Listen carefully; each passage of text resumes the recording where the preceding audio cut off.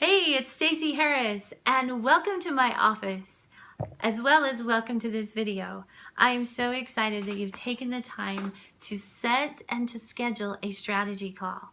A strategy session is an awesome opportunity for you to learn more about yourself. You and I are going to connect. We're going to see where you are, where you want to go, and I'm also going to give you a customized mentoring tool that's going to help you start making changes right after the call. It's way exciting. Also, I want to just give you a couple of tips in preparation for the strategy call. First of all, you want to put it on your calendar and you want to set yourself a reminder so that you are there. You're there 100%.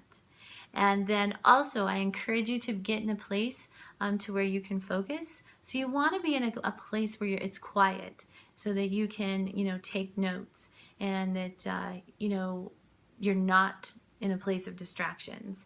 I'll probably be right here in my office. If not, sometimes I have a comfy chair in the family room when nobody's here. And so I want you to, guard that time and be very, very present.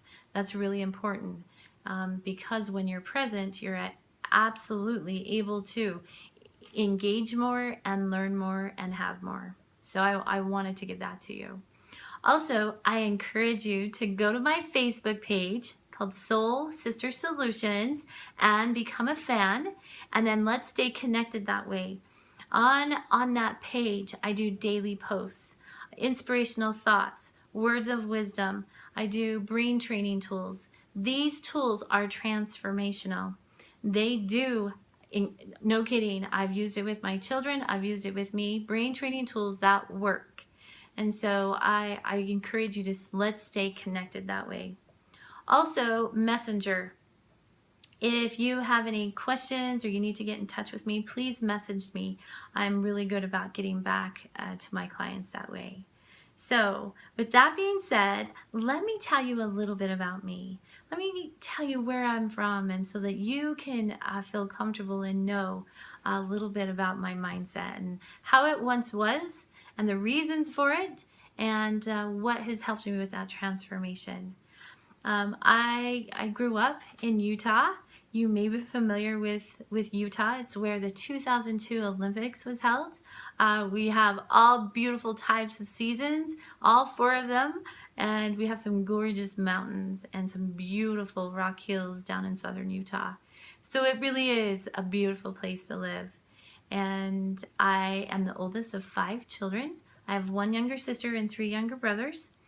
And I had, being about 5.5 years apart, my mom happened to have been married to another man, my birth father, when I was, an infant, of course. She was divorced when I was under 2, and he chose not to participate in our family. But the new man that she married became my daddy. They were very amazing at being able to have a cohesive family. We didn't have any of that half and step stuff. I was always just part of the family, so much to where my daddy adopted me. And it was a really beautiful experience to always feel like, just part of the family. It was never an issue. And a little bit about my story and some things, hard things that had happened as a child, is that I was actually sexually abused 4 different times before I was 12 by 4 different men. A couple of these my family didn't even know about until I became an adult. But the one that I disclosed was actually to a babysitter. She noticed some different behaviors and asked me some really good questions, and as a 7-year-old, I confided in her.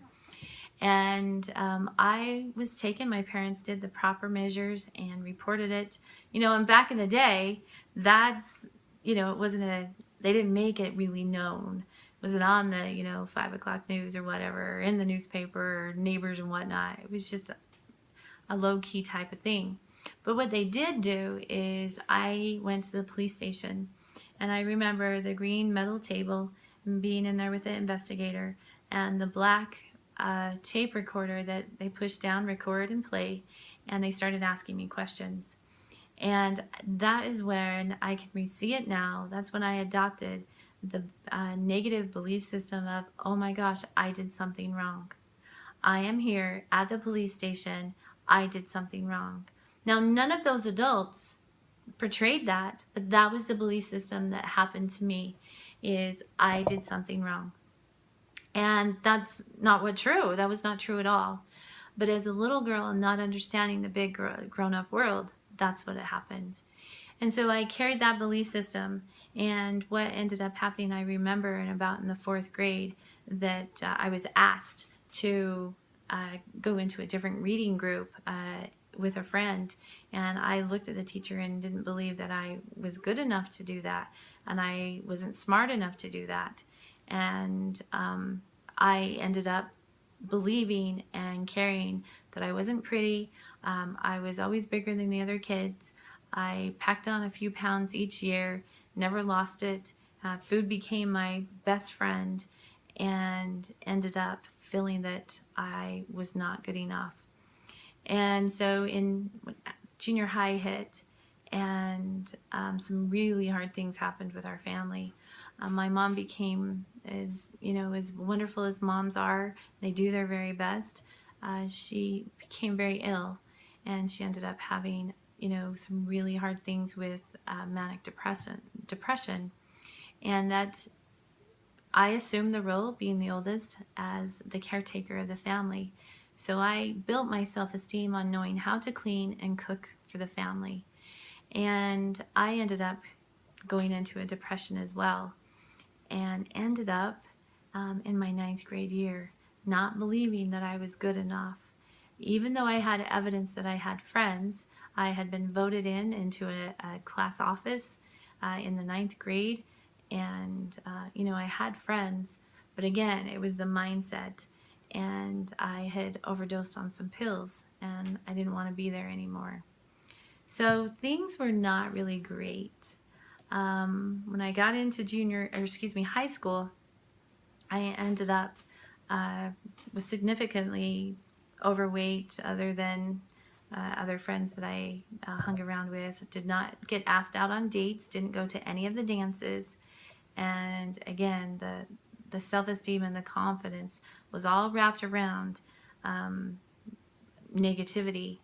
Any of the conversations that I had with friends, and powwows and stuff, I remembered watching growing up, noticing that if I ever talked about the different abuse, that's when I got attention. Oh, I'm so sorry to hear that. And, interestingly to me, I started feeding negativity and connecting the negativity of that belief system to where I would get attention. And so I created a negative mindset of being a victim. And I was going to counseling. My parents were very good about that. But again, I didn't know how to make the shift. I would go to the counselor and complain about my life, and I was being picked on. I was being the oldest, and things were happening and wasn't what I wanted at home.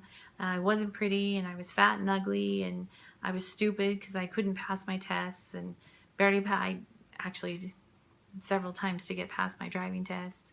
But I'm a good driver now. Knock on wood, I haven't had tickets for years, and look forward to having no tickets in the future.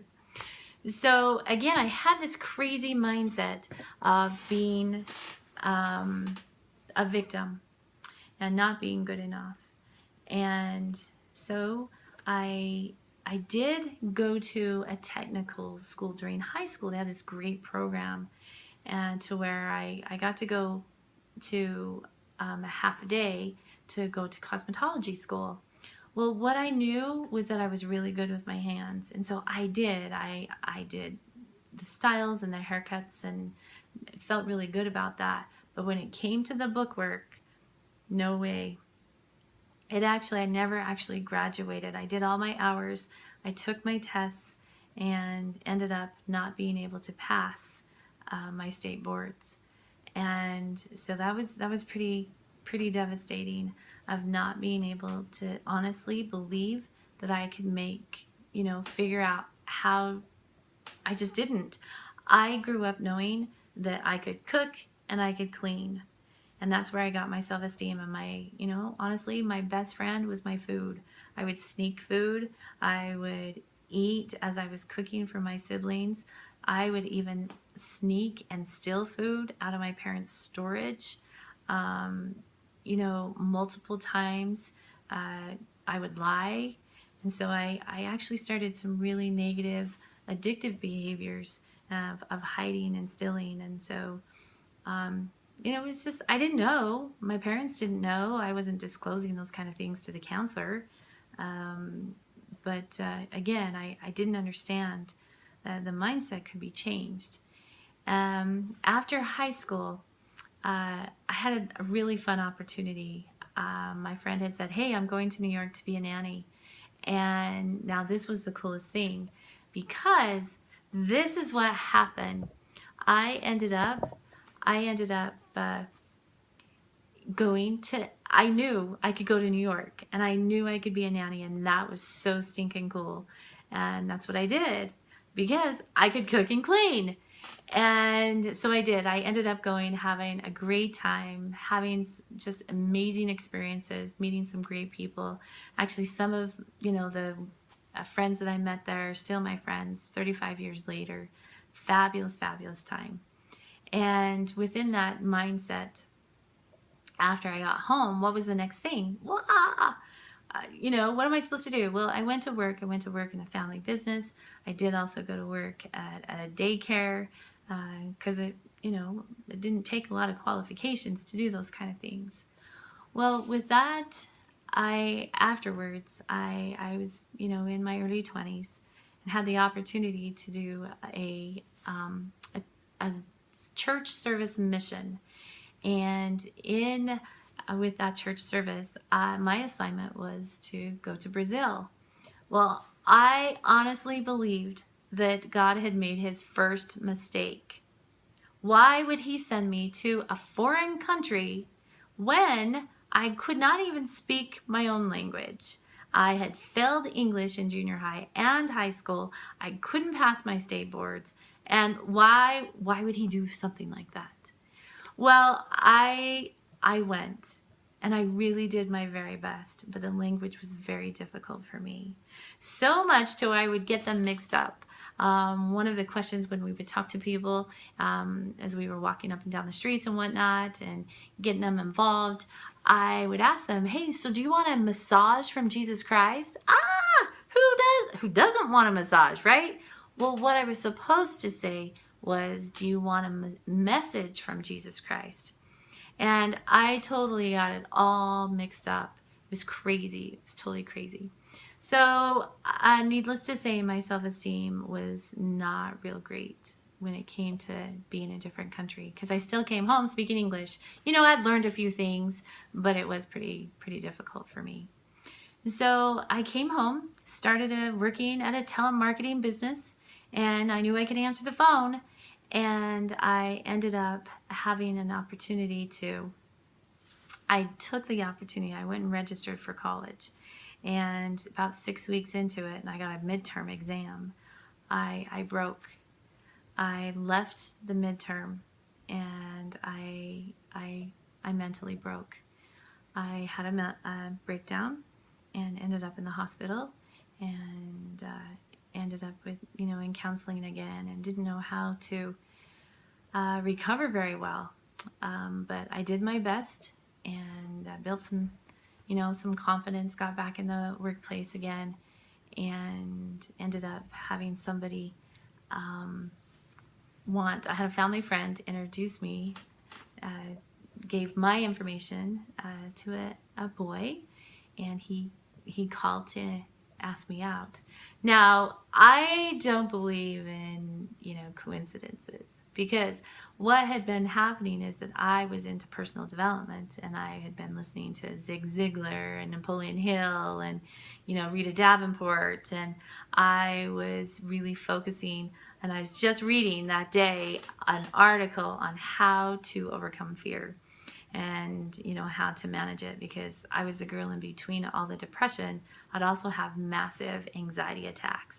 So much anxiety that when I was in the grocery store, I would have to, if I had to go, and I remember one day there was orange juice, and I did not know which orange juice to actually go and pick.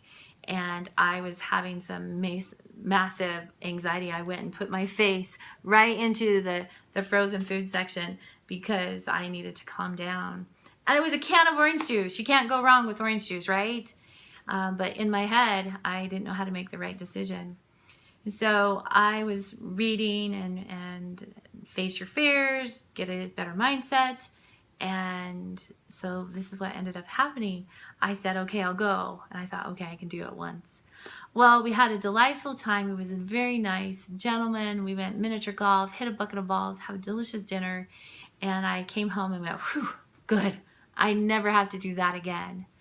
Well, he called back and he sent me flowers at work, and he was very kind, and I had to build up some more courage to go out, but I did it. And we dated for several months, and ended up to a point where he asked me to marry him, and I knew that he loved me. I could feel his warmth of his eyes and how he spoke to me and how kind he was to me. Well, we ended up getting married, and I had a couple of years before we had children, and then after that I got pregnant and had a beautiful little baby boy. And then the doctor had, he had said, you are getting older, and I encourage you to try and have another baby because there was, complications after the fact. You might want to try again. So I did. I think we got pregnant the next day because 9 months later, I had a beautiful baby girl. And, a little bit about what was going on with my husband is that I did not know some of his addictive behaviors. I didn't know about his low self-esteem, and I didn't know how he didn't feel competent about being a father. And he was struggling. We were struggling financially. He literally could take $100 bill and spend it 3 times. And you know that that's not how it works. And so I didn't know how to explain to him, listen, we've got this money, you can't. And it was really tough because he would buy me things, and I didn't know how to respond, knowing that he had just bought these lovely gifts, and now we're hundreds of dollars in the hole, or we have fees because of so the mindset of money was always an issue. It was really, really intense to wonder, and I believed him. He would get a better job, and he ended up having, like 4 jobs in 5 years, and it was just a crazy time of what was going on with him. And he ended up having a suicide attempt, and I ended up in the other hospital about ready to have a baby within a few weeks, and I had early contractions, and he was in the other hospital. And ended up, they sent me home, and I was able to get him taken care of as well. And it was then when I knew I needed to, step up and do some things differently, I guess, as in my marriage. And come to find out, we had this beautiful little girl, and we ended up, he started recovering and doing things differently. And then I found out I was pregnant again. Who would have thought that that could have happened? Oh my goodness. So I ended up having 3 babies in 3 years. And mentally it took a toll on me because I emotionally was spent. I was worried about our finances. My husband had just gone through a massive big surgery. He ended up, his whole ability to think it was changed with the surgery, and I was falling into a massive deep depression. I kept on saying, I know something's not right. Something's not right with me. And so he actually took advantage of that depression, and unfortunately would say things in a manipulative way. and I believed him. And even though inside I knew something was not right, I knew it. And lo and behold, I ended up, he ended up going one way, and I ended up at the counselors and the psychiatrists. And the psychiatrist, I literally paid $120 for 40 minutes. And he said, "Mrs. Harris, you are a really nice lady, but you have a lot of anxiety, and your husband has got some big problems." And I'm thinking, I will pay you another $120 if you tell me I'm a nice lady. Really? I'm not crazy? And he had told me that there was some really intense things that were happening with my husband. Well, what ended up happening, we were separated because he told me I needed to go to the doctor and get fixed. We were living in Montana. I came back to be with family in Utah. So I was 6 months pregnant with my third child, and I was meeting with the counselor twice a week and on, anxiety medication. I was going into my 9th month of pregnancy, and again, we were separated in different states, and I knew that marriage was pretty rocky, but I really thought that this baby would make a difference in our life, and that we would be able to reunite and make a difference. And I showed up at the hospital, and he came to the hospital from Montana, and I will tell you, I was so excited. I'm like, oh my gosh, he showed up, we're gonna make it work. And I knew as soon as I put my arms around him, I had actually hugged a man that felt like cold steel. I thought, oh my gosh, I'm having this baby on my own. And I did. He was in the room physically, but emotionally he was not there. And the next day he came back to the hospital and asked for a divorce. And, I did. I gave him the divorce and ended up with a brand new baby, a 1 and a 2-year-old. That brand new baby actually had complications. He ended up with a brain and sensory disorder. And, my life as a single parent was incredibly difficult. And not understanding that that's what happened to him when he stopped breathing at 10 days old. But what ended up happening, I watched my children struggle. I would try and manage this new baby, put a bottle and, put him up. I was in survival mode. I was not working. I had to go on every state assistance possible. Within 2 years after we were divorced, my ex-husband ended up in prison. And by that time, my son was old enough, was having some crazy different behaviors. As he got older, he had some terrible labels. I had fingers pointed at me for being a single mom, and I didn't know how to take care of my kids. And no one knew the intensity of what was really going on in my home, as squashing that self-esteem and not knowing how to live, and not believing that I was good, and not believing in my own decisions, and not being smart enough. And there was no way I could do anything better. I was stuck. Well, I ended up having somebody believe in me more than I believed in myself, and they told me to go to school. And I believed them. And I showed up, and I registered. I had entrance exams. They were at the 4th grade level. No kidding. By the world's view, I was not college material. And what ended up happening, I did go to college, and I had a tutor for nearly every subject. I treated it like a job. I would actually fill out every scholarship I could find, anywhere from like 20 to 40 scholarships. I got really good about knowing how to apply for scholarships, and I did that. I had great support from my family and tons of wonderful people that supported me with free daycare, and I was able to continue doing until I got my degree. Now, when I went to college, the reason why I chose communications is because I knew I couldn't do math, and I knew I didn't do English, but I could talk. So when I found out that I could speak, I thought, okay, this is my niche. I knew I could talk. I could be a corporate trainer. So that's why I did that.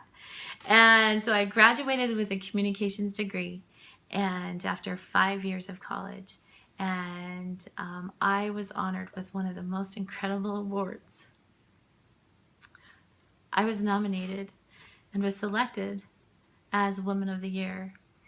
And I had no idea that what an honor that was. But there was so many people that had at the university had said, "Oh, they had nominated me, and I was interviewed and had to apply and whatnot." I had no idea what an amazing experience that would be. But looking back at it now, all of those hard times and different things that were happening, that was, holy cow, it was like a culmination of an amazing thing that had happened that really served me through my college time. It was an amazing experience. I don't remember the things that I learned. I remember the miracles that had happened in knowing that I learned how to study. I learned a lot about how my brain worked. I learned about what I could have those accomplishments. So that was a really cool part. Fast forward a little bit more, my kids ended up growing up, junior high and high school. And after college, I couldn't get hired. I was a professional interviewer. I even interviewed 11 times for one business over a 3-month period. They loved my resume. I was a professional interviewer, and I would get down to the last 2, and I was told no. I had corporate interviews. I had telemarketing interviews. I had a company in the accounts payable all on the same day. And I got the job at the telemarketer, and I got the job at the accounts payable. And it was interesting to me that I took the telemarketer one. And so I went 3 years with a job at, practically minimum wage, still on assistance, but I had a really cool degree. So I felt like I had some loser insignia on my forehead. So at that time, I broke again. I started going introverted, putting on more lipstick, trying to get to work. My kids were getting into trouble, and I was pushing them away emotionally. And by this time, my ex-husband was in prison, and prison does not prison does not give you child support. I was still on multiple different assistants, and it wasn't until I had a friend that said, "Hey, I ended up getting a job, different job. I was in some inside sales, and that was a really good fit. I was really good on the phone and did really well with that." But still emotionally heavy-hearted. I was not dating, extremely overweight, and turned to food more so than not, and started a food addiction with binging, and crazy stuff was happening. So much I broke, and my children did not really have an emotional caregiver. And I had a friend that invited me to a personal development class. And at that time, that class, I went, "Oh my gosh, this man has something to teach me." And I showed up, and I went right up to the trainer in that class, and I said, I'm supposed to work with you. At that moment, I knew I was supposed to make that choice. And I spent a 1.5 years in that man's world. Every month I was in his office. He was a mentor, he was a trainer, he was an owner of an Inc. 500 company. I literally felt like I was going through a Harvard degree, a master's program, because he had taught me the importance of what was going on in my head, came out in my tone, showed up in my body language. And the messages I was giving my children were horrible. No wonder they didn't want to come home. No wonder they were getting in trouble at school. No wonder they didn't want to be with me. They had a crazy lady as a mother because I was pushing them away. And I studied. I watched myself change, because I started changing my mind. He told me, Stacy, if you do this, it will change differently. If you do this, it will change. If you do this, you can change. There was hope. There was hope. There was happiness. I started paying attention to how I could change. I had no idea that that type of intense personal development was out there. I had no idea. So what I want, my message to you is that no matter where you have been, no matter where you are right now, there is opportunities for you to know how to change your mindset. You can do it. You just don't have the tools or the skills and you haven't practiced. That does not mean it's good, bad, right, or wrong. It just means it is what it is. But you can have it. You can change for the better. And it does. After studying and practicing, I ended up going and working for this man, and I was one of his corporate trainers, one of the top on his sales team. Multiple times I have certificates for doing really cool things from this company. I've been invited to executive retreats with the top executives of the company. So I want you to know that you may feel that there's something in your past is holding you, changing you, different mentalities, behaviors, mindsets of negativity, just encased all around you. But I want you to know that when you step forward and you begin to make those changes with tools, it happens. It happens with that desire to change, for you to have more happiness. And I can guarantee that when used, brain training tools change. You can change. And people will sometimes say, oh, I can't change. And I will say, well, do you change your clothes? Do you change your underwear? And they say, yes. And I said, okay, you can change. So I am so excited to be meeting with you.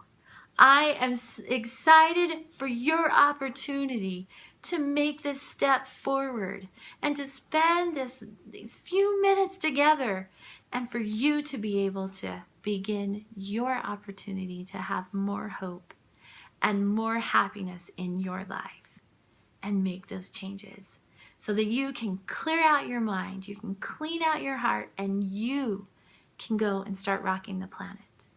So I look forward to seeing and visiting with you. Have an amazing day. Take care.